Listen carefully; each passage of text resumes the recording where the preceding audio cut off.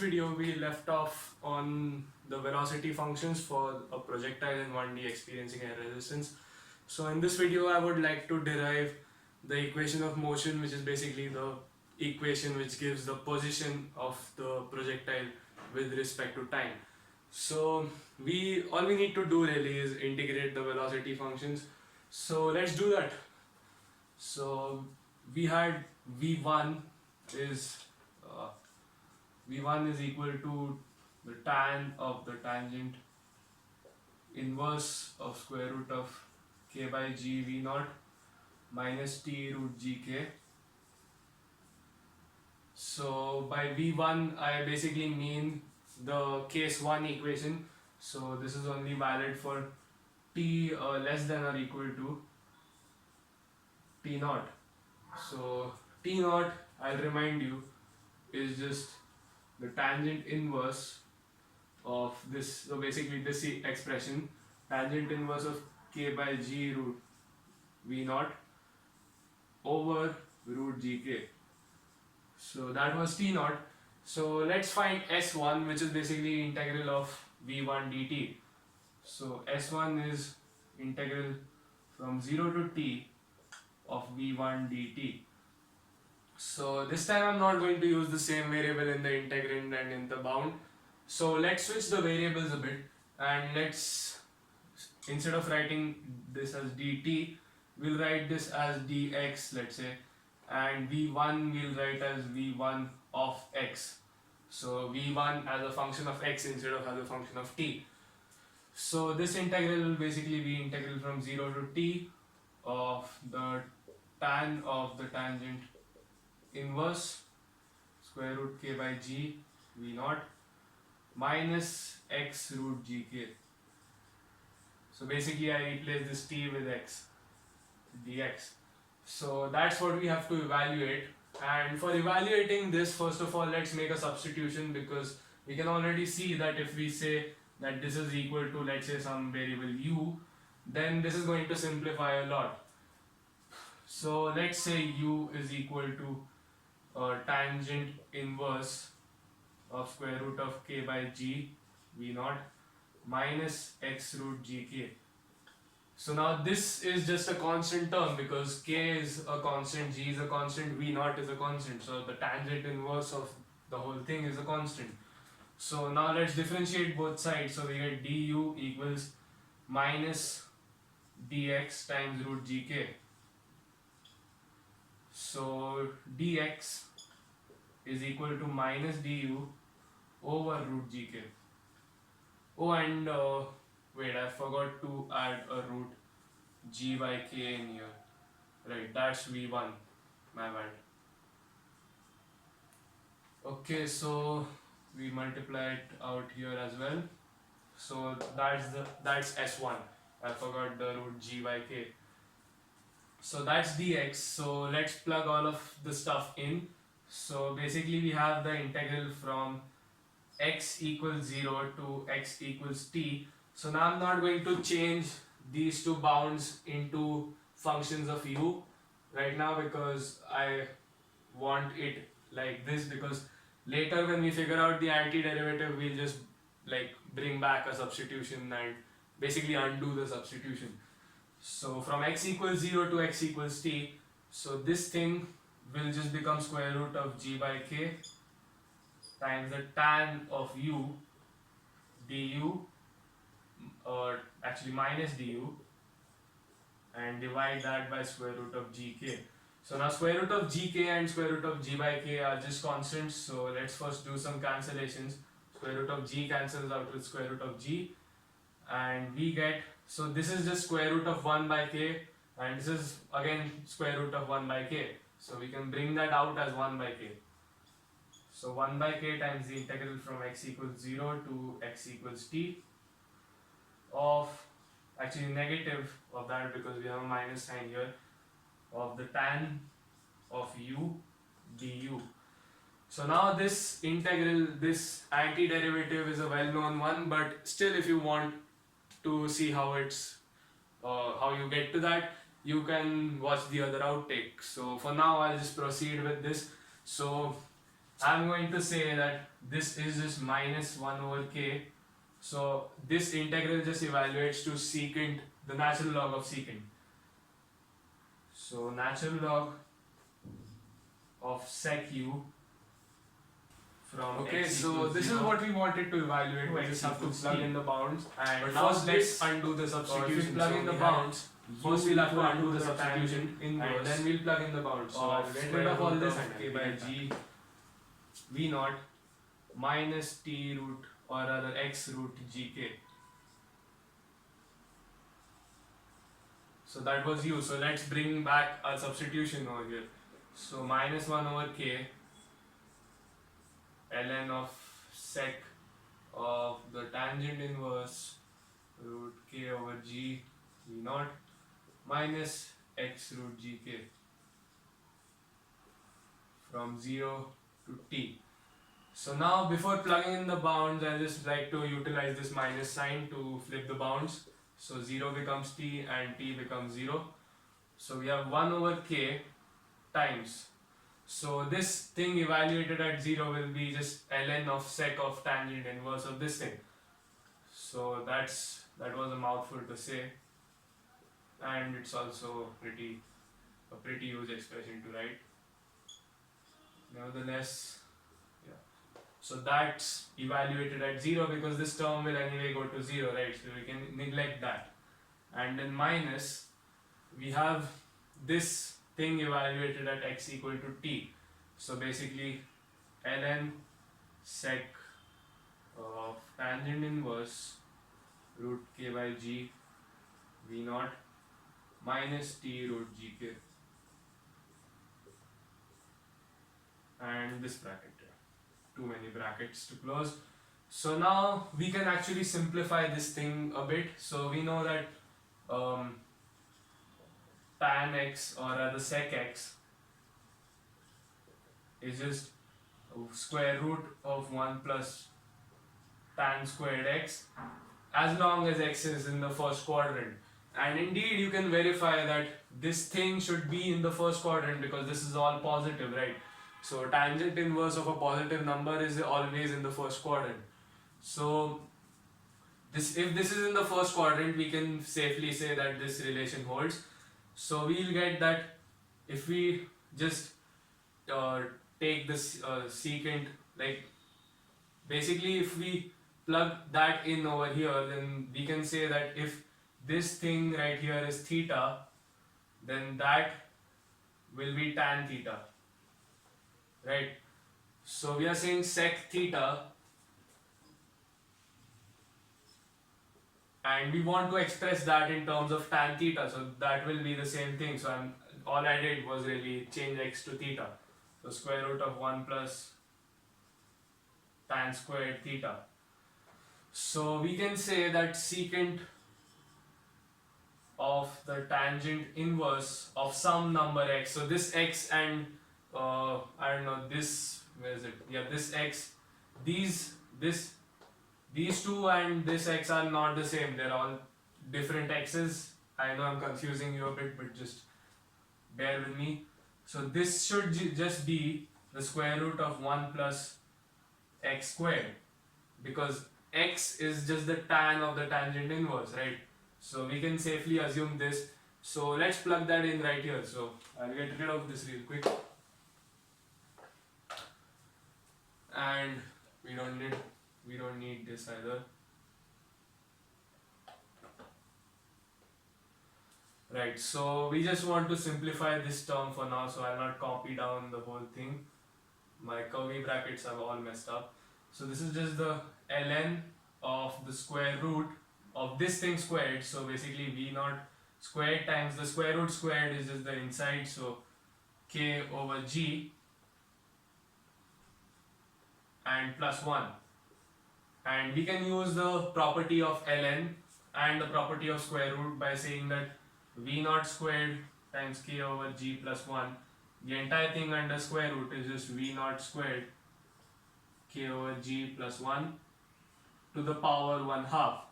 And we can bring the power into the coefficient of the ln using the ln property. So we have ln of, so basically this thing is equal to half the ln of v naught squared k over g plus 1. And that's it. So we can plug that in right here and we'll get that S1 is minus, or no wait, we don't have minus, 1 over k times ln half, sorry, wait, I messed this up every time. So 1 over k half ln of v naught squared k over g plus 1 and minus this thing. So again you could simplify this using a few properties of trig functions, and I messed up the brackets here, so yeah, tangent inverse of this thing. So yeah, you can just either write it as it is or you can simplify it a bit, but I'm not going to simplify it, you can try it for yourself. So I'll just keep it as it is. So ln of sec tan inverse square root of k by g v naught minus t root gk. And yeah, one more and one more. So that's our function for S1. So from here we can actually find a few things. So the highest height which the object can attain is basically S1 evaluated at t naught, right? Because at the highest point the velocity of the thing will become 0, and the velocity by the definition of t naught, and if you haven't watched the previous video, go watch it because pretty much everything is based on that one. So we define t naught such that v is equal to 0 at t naught. So we can use that definition and plug in t equal to t naught, and that will give us the highest height that the object can achieve. So I'll write S max for highest height is equal to 1 over k times half ln v naught squared k over g plus 1 minus, now this ln is going to do something really awesome. So this term is going to vanish, you'll see why. Tangent inverse square root of k by g v naught, and now I'm going to plug in t naught for this t. But what is t naught? T naught was, as we found out, this the tangent inverse of square root of k by g v naught over square root of gk. So if you can't read that, then sorry, but so basically I've written it out, and if we plug that in right here, so basically if you are multiplying it by root gk, then this and this will cancel out, and you will essentially end up with the same thing as this, right? So tangent inverse of square root of k by g v naught, tangent inverse of square root of k by g v naught. So essentially we are going to have the same thing. I'll be lazy and just do this, and this is going to cancel out. So basically we have sec of 0, but what is sec of 0? Sec of 0 is just 1 by cos of 0, and cos of 0 is 1. So this is just 1. This entire sec function is just 1. And what's ln of 1? Ln of 1 is 0 because e to the power 0 is equal to 1. So this entire thing is just 0. So we can ignore that entire thing, and that's our x max. So I'll clear out this a bit because it's too messy.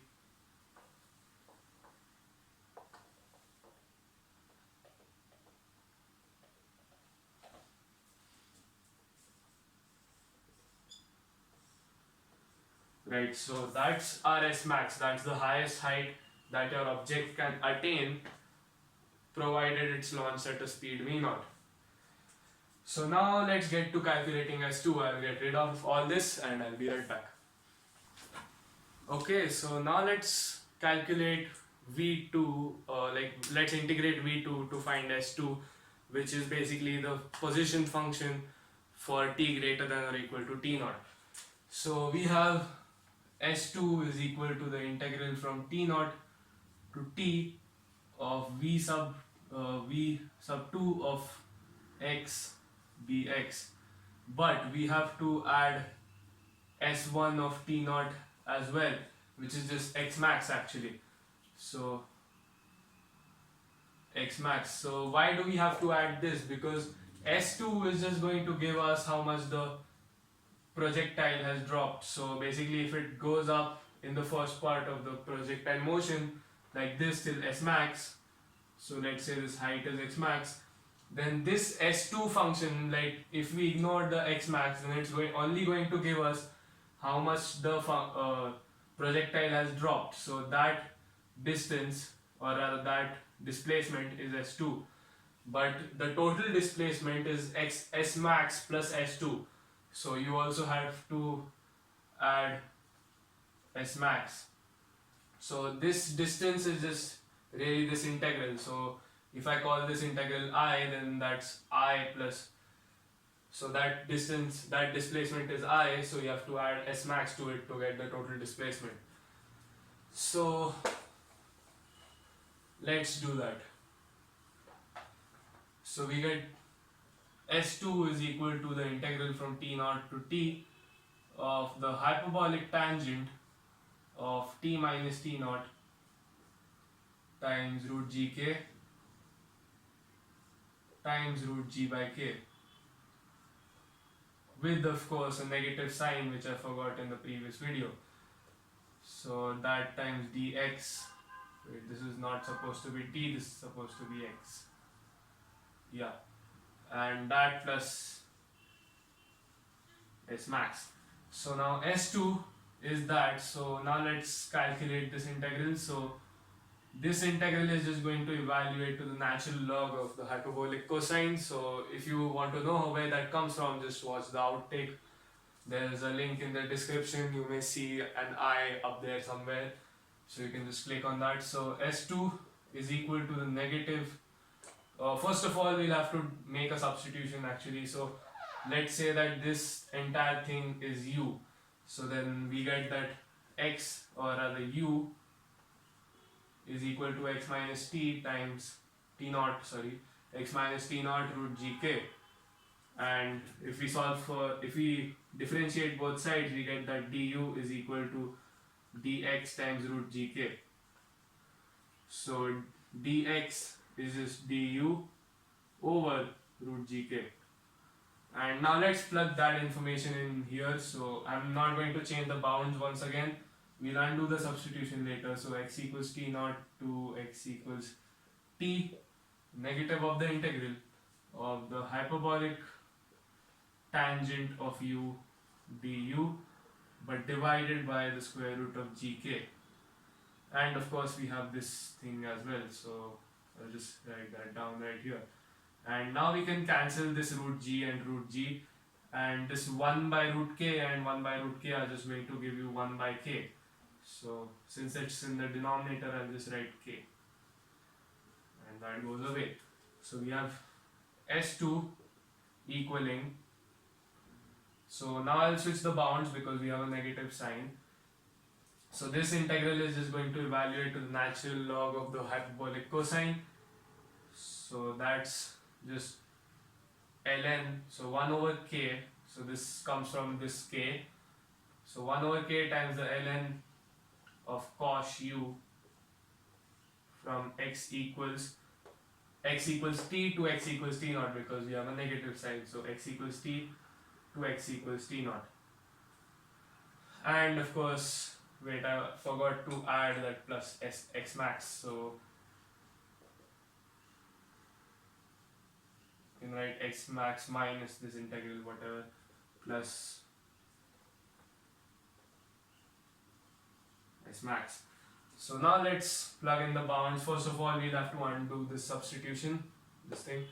So S2 is 1 by k times the ln of the cos of this thing right here, so x minus t0 root gk, and you evaluate that from t to t0 and then add S max. Right, so S2, now plugging in the bounds, we have first ln of cos of t0. So let's just see what happens if we plug in x equal to t0. So first of all, this is going to 0, so x minus t0 will just be 0. So cosh, we have cosh of 0 times root gk, which is just cosh of 0. And we know that cosh of 0 is just 1, because cosh is, using the exponential definition of cosh, you can calculate for yourself what cosh of 0 is, and it's 1. So if this entire thing goes to 1, then ln of 1 is just 0, right? So we can say 0 minus the thing evaluated at t, so ln of cosh of t minus t naught root gk. So we can ignore this 0 right here and plus s max. So now what do we infer from this? So this is the final function, so I'll just write it a bit better. So s2 is just minus 1 over k, or rather we'll write s max first. So x max minus 1 over k times the ln of cosh of t minus t naught root gk. So now that's our final function for s2, so this is valid for t greater than or equal to t naught. But we are still not done yet, because we can also calculate using this how much total flight time will the object have. So for calculating that, we'll just solve for t from this equation, and then we'll plug in s2 equal to 0. So s2 equal to 0 because once again, if you look at the projectile's path, first it's going up at till s max, and then it's coming back down. So let's say that's where it is. But if we want the total flight time, then we need to make sure that the object has reached back down. So if it has reached back down, that means it has come back to height equal to 0, right? So if we plug in s2 equal to 0 in the formula for t, then we get the total flight time. So I'll get rid of this and I'll be right back. Okay, so now let's solve for t using this equation. So first of all, I'm just going to say that instead of writing s2, I'll just write s everywhere because I don't want to write so much. And instead of writing s max, I'll just write s sub m. So now we want to solve for t using s and s sub m. So first of all, I'll take s sub m to the other side, and I'll use this negative sign to just flip the difference. So you can write s sub m minus s is equal to 1 over k. Wait, I'll write that later. So ln of cosh of t minus t naught root gk, and that times 1 over k. So basically I took the s sub m to the other side, and you get s minus s sub m, and then we have a negative sign right here, so you can just, instead of saying s minus s sub m, you can say s sub m minus s. So now we can take this k to the other side, so we get k times s sub m minus s is equal to ln of cosh of t minus t naught root gk. And now we can raise both sides to the power of e, so that we can cancel this ln out. So we get e to the power of k times sm minus s is equal to the cosh of t minus t naught root gk.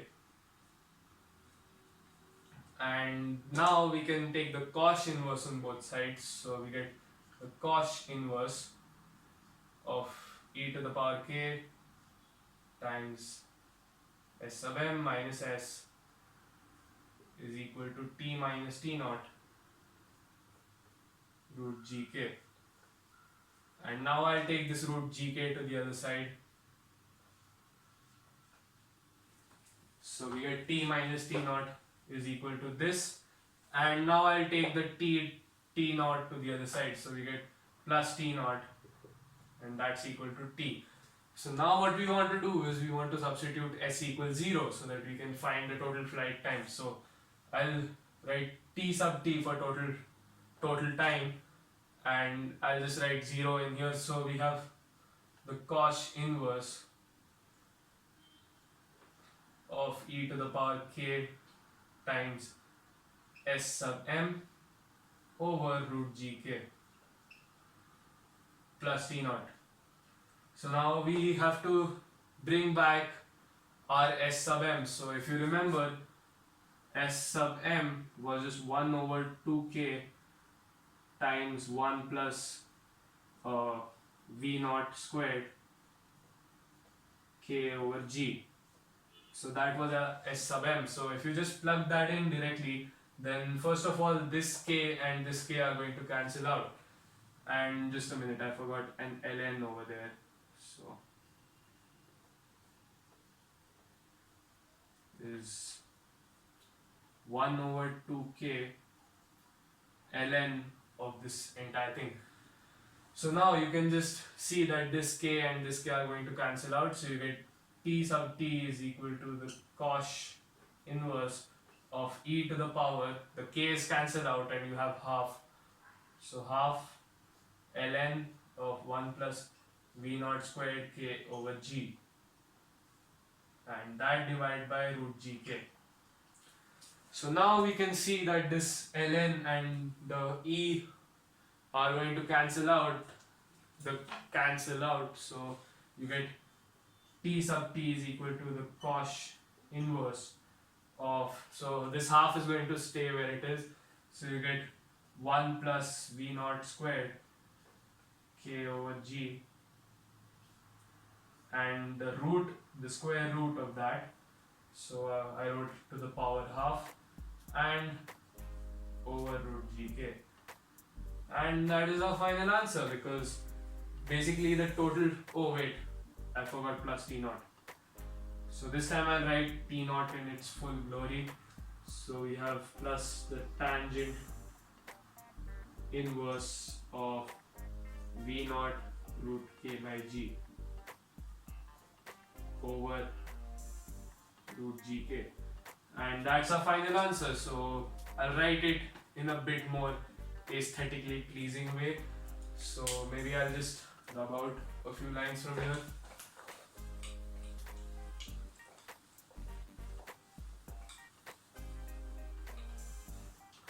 Right, so we get that the total flight time is just the cosh inverse of 1 plus the square root of 1 plus v naught squared k over g plus the tangent inverse of this thing, so v naught root k over g, the entire thing divided by root gk, and that's your final answer. So remember kids, this is where these functions come in handy. So I know you wouldn't have ever expected to see cosh inverse and tan inverse together somewhere where you are applying mathematics and it's not just a mathematical problem that you've gotten. So this is how much time a thing which you threw up will take to come back down, and it's pretty interesting, right? So you have cosh inverse, you have tan inverse, and in all the other functions you have tangents and hyperbolic tangents and inverse tangents everywhere, and you also have natural logs. So it's pretty interesting how this problem's answer turns out to be. And thanks for watching. See you later.